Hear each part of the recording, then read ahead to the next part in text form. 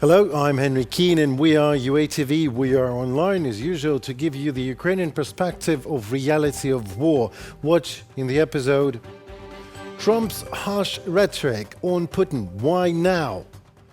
New United States administration for the first time confirms arming Ukraine with defensive weapons. Due to high frontline casualties, Russia mounts on missile production.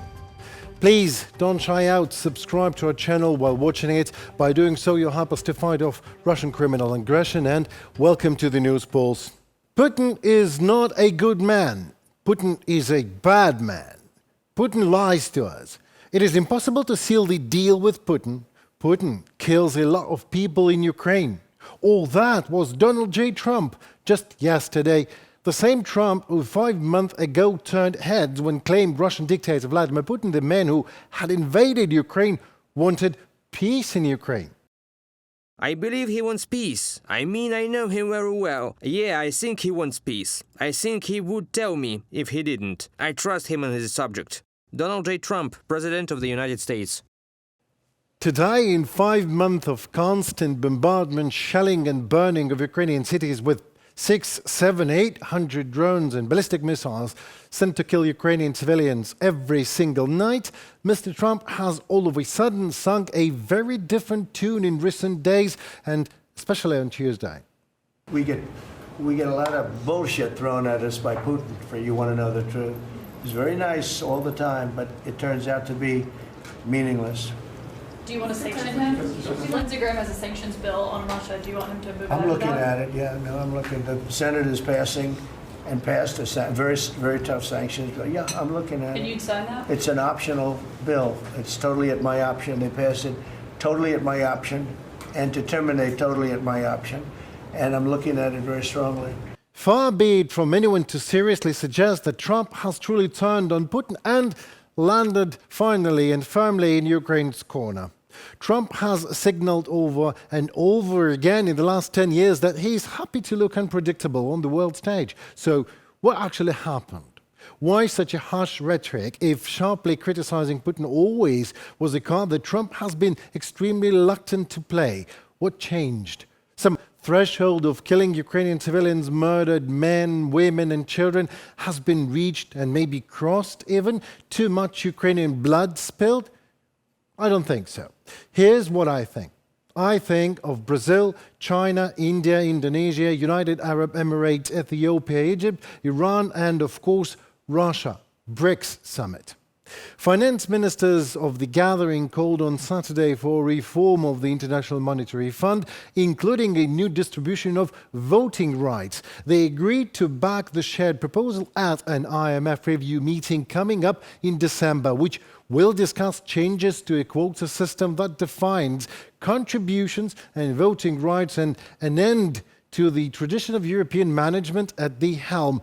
Herewith, to end the tradition of euro and American dollar as the prevailing world currencies. And America did not like it, to say the least. Any country aligning themselves with the anti-American policies of BRICS will be charged an additional 10% tariff. There will be no exceptions to this policy. Donald Trump, President of the United States, via Truth Social.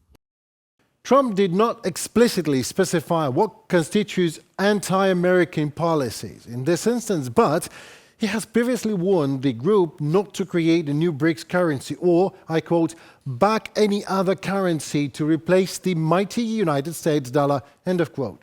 So maybe, just maybe, Trump's harsh rhetoric has not so much to do with the war in Ukraine and killing too many people and has everything to do with BRICS anti-American policies, whatever that means, as maybe that is an attempt to compromise the mighty American dollar, means throwing bullshit at America.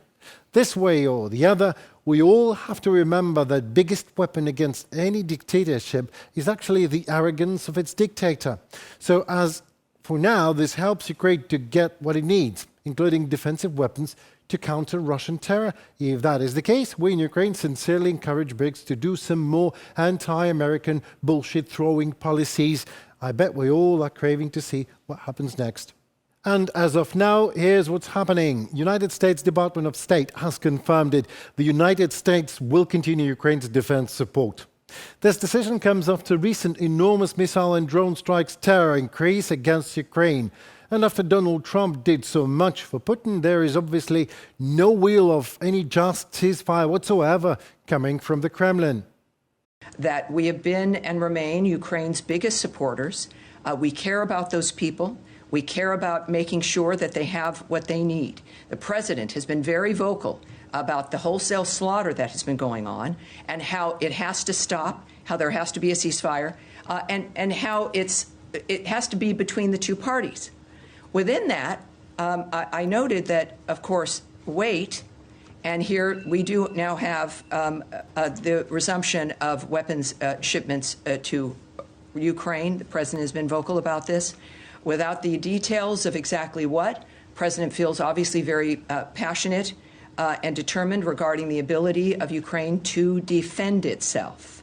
And probably as the physical demonstration, not only vocalisms of Mr. Trump's dissatisfaction with Putin and his change of heart in this regard, the White House may send Ukraine another Patriot MLRS system, reports the Wall Street Journal.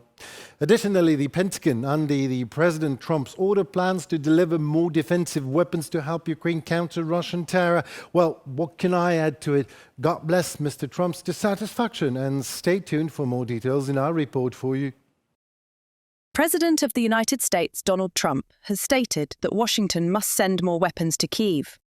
He explained his shift in position on military aid by saying that Ukraine is, quote, being hit very hard. We're going to send some more weapons. We have to. They have to be able to defend themselves. They're getting hit very hard now.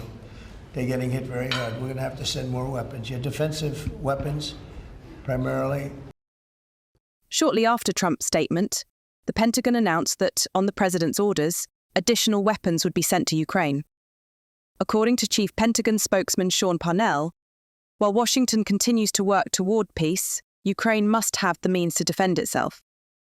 At President Trump's direction, the Department of Defense is sending additional defensive weapons to Ukraine to ensure the Ukrainians can defend themselves while we work to secure a lasting peace and ensure the killing stops.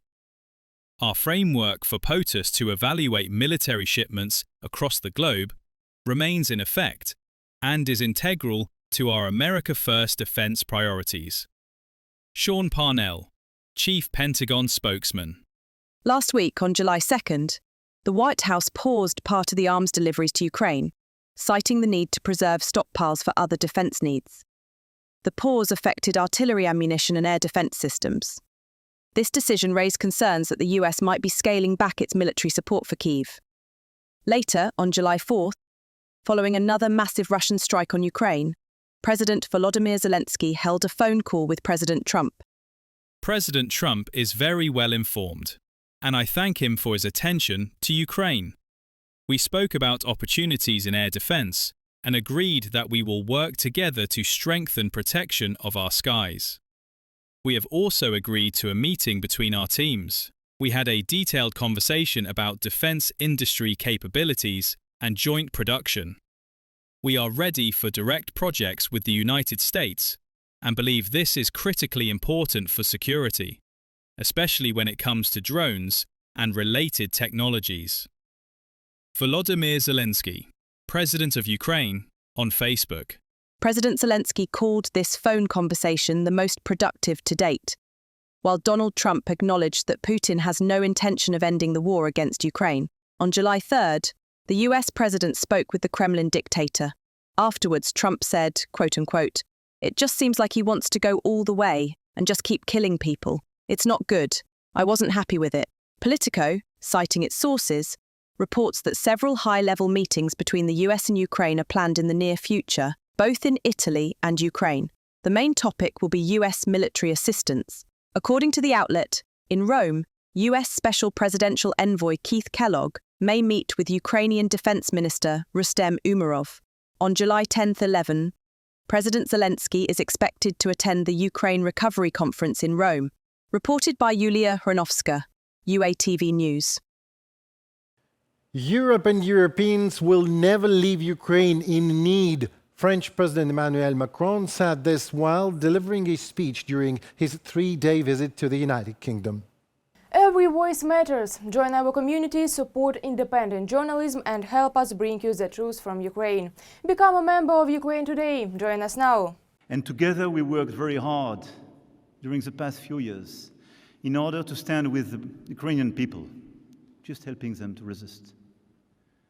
We were right and we are right.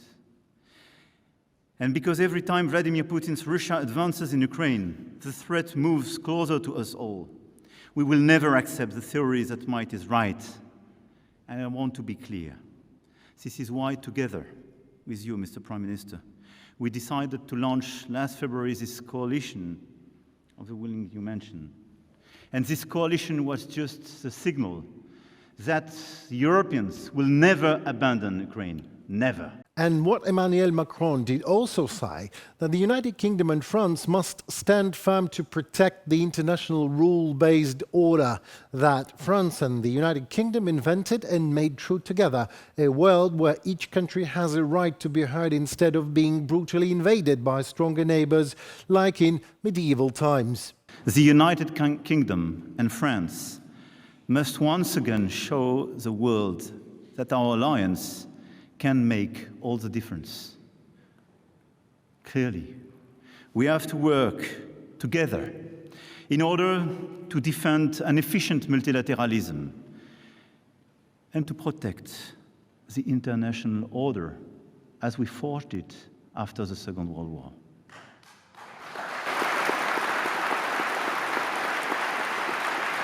European Commissioner for Defence Andrius Kubilius believes that Europe has all the resources to both simultaneously strengthen its own security and increase military aid to Ukraine. He recalled that during the 3 years of Russia's full-scale invasion, European states and the United States of America provided Ukraine with approximately the same amount of military aid, that is of 60 billion euros. This aid is not something that would be impossible for us to increase. The question is how and in what way our strategy will support Ukraine and what our long-term strategy towards Russia is. I hope that we will be much clearer in our strategic approach, which will also allow us to support Ukraine more effectively. Andrius Kubilius, European Commissioner for Defence and Space, in an interview with New Eastern Europe publication. At a meeting with heads of Lithuanian diplomatic missions, Gitanas Nausėda, President of Lithuania, paid a lot of attention to support for Ukraine. Russia's aggressive intentions are not just rhetoric, but a reality. Lithuania needs to convince its allies of this, said Mr. Nausėda. No European country can feel safe without being prepared. Europe has a great responsibility for Ukraine's future. Lithuania is ready to continue to set an example. Gitanas Nausėda, President of Lithuania. Within 2 to 5 years, Russia will pose a real military threat to Europe and NATO countries. Therefore, military production in the EU should be increased with no delay. This was stated by Danish Prime Minister Mette Frederiksen. She called on the EU to study Ukraine's experience and integrate the Ukrainian defense industry into the European one. We have to learn from Ukraine. In a very short time, they have established an impressive defense industry, producing weapons and ammunition much faster than we can, developing advanced drones and weapons while fighting a war that is quite impressive. We have to continue our support to Ukraine in every way we can as Europeans for as long as it takes.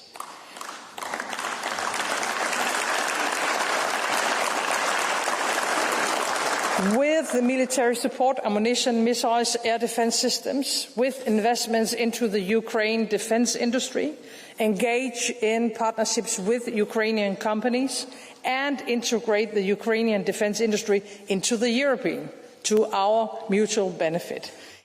Time to Frontline update. The Ukrainian Defense Forces eliminated 1,050 Russian soldiers over the past 24 hours, according to the General Staff of the Armed Forces of Ukraine. In addition, Ukrainian forces destroyed 2 armored combat vehicles, 68 artillery systems, and shot down 227 drones. They also took 119 units of military vehicles and Russian fuel transport put out of the game. The General Staff of the Armed Forces of Ukraine recorded 183 combat clashes on the front line over the just one past day. In the northern Slobozhansky and Kursk area, 16 clashes occurred. In the southern Slobozhansky direction, 11 clashes. In the Kupiansk area, 4 enemy attacks were recorded. In the Liman direction, the enemy attacked 19 times. In the Siversk direction, 4 attacks occurred. In the Kramatorsk axis, 3 clashes. In the Toretsk direction, 10. The fiercest combat area remains, of course, still the Pokrovsk area, where Ukrainian defenders repelled as much as 67 attacks in just 24 hours. And here we have the future of warfare. Russia's top-notch frontline invention, the mega-bomb tank of whatever that is, with additional steel protection for personnel, anti-drone nets, and a demining unit in the front. But in the end, all of a sudden, the engine of that thing blew up because it couldn't carry such a weight. Well, may you never rest in peace, the barn tank. But jokes aside, but such shields and additional plates really do protect the personnel. Ukrainian forces also have been using such protective shields since 2014, when Russia invaded Donbass first, and now it seems like a gloomy version of Warhammer 40,000, like evolution of modern military equipment of sorts. Russia has increased the number of missiles and drones launched into Ukrainian territory drastically over the past month. That was according to Commander-in-Chief of the Armed Forces of Ukraine, Alexander Syrsky. Ukrainian defense forces have shot down as much as 4,000 enemy aerial targets. Syrsky emphasized that one of Ukraine's top priorities is strengthening and improving the efficiency of its air defense system. He also commented on the frontline situation, stating that Ukrainian forces have regained and are holding positions in Russia's Kursk and Belgorod regions to prevent the enemy from advancing towards the Ukrainian borders. We continue to restrain a significant group of the enemy in the border areas. The enemy will have no rest there. We spoke separately about building up and improving the unmanned component of our defense capabilities, both in protecting our rear cities, in deterring enemy assaults on the line of contact, and in deep strike attacks on Russian territory. I am monitoring the development of interceptor drones. New crews have been formed. Fighters have been trained. The army needs as many of these high-tech UAVs as possible. Alexander Syrsky, Commander-in-Chief of the Armed Forces of Ukraine, on Facebook. And while the Commander-in-Chief confirms Russian threat and more strikes against Ukraine expected, Russians prove these expectations are true and legit. For the first time in 3 years, over 700 UAVs were launched overnight at Ukraine. Russians seem to try to reach their ill goal, that is over 1,000 drones per night to overload Ukrainian air defense capabilities. On the night of July 9th, the enemy sent 741 air means of death and destruction at us all over Ukraine. 728 Shahed kamikaze UAVs and various types of decoy drones, 7 cruise missiles and 6 Kinjal ballistic missiles.